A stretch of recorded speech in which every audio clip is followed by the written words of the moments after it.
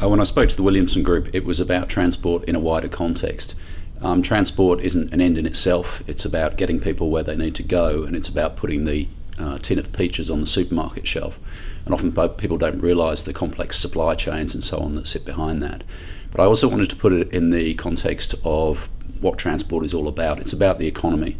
It's about people getting the commuters into work, and it's about moving freight around our state. But it's also about the environment. It's about getting more people to walk, to cycle, to use a sustainable public transport. And it's about social justice. And people often say, what have trams got to do with social justice? And I might tell the story about a family that moved out to the outer suburbs in the 1970s, 1980s to get affordable housing and became car dependent. As those people move into retirement and become elderly, if we don't provide them with a good accessible bus service, they run the risk of becoming socially excluded. And similarly, we have people with disabilities, people who are too young or too poor to be able to afford a private car. Our task is to make sure that those people can move around and remain connected. And I wanted to put transport in that context for people in the Williamson program, because often people think that transport is a very dry technical issue about concrete and steel and bitumen, and in fact it's absolutely essential to our lives.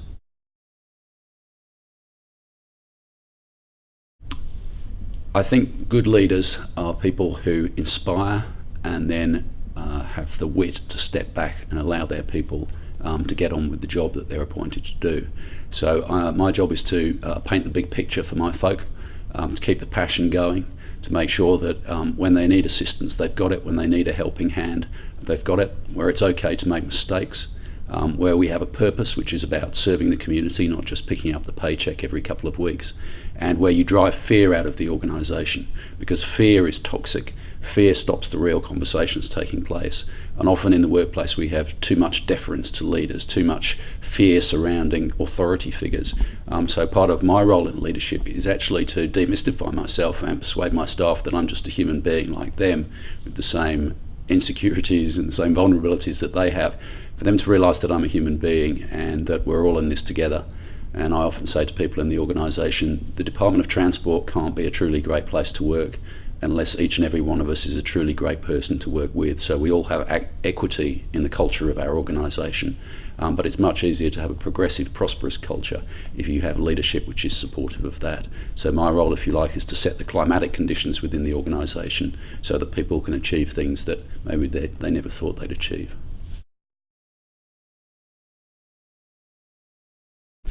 So the reason I keep coming back to Williamson and to Leadership Victoria is that they bring together an incredibly diverse range of very, very talented people. People from the private sector, people from the not-for-profit sector, and of course people from the public sector. And I guess we all have images of what senior public servants are like. And part of the thrill for me is to see the culture shock in the room when I speak, because maybe I don't correspond to people's normal stereotype. I think it's important that people in the public service bring passion to what they do, and it's the ability to communicate to people that authenticity is really important, being who you are, not trying to correspond to somebody else's stereotype. So an opportunity to meet a diverse audience of people, tell them a little bit about my journey, but also explain the great work that's going on in transport at the moment and the contribution that my department and my people are making towards this most livable of cities and this great state that we live and work in.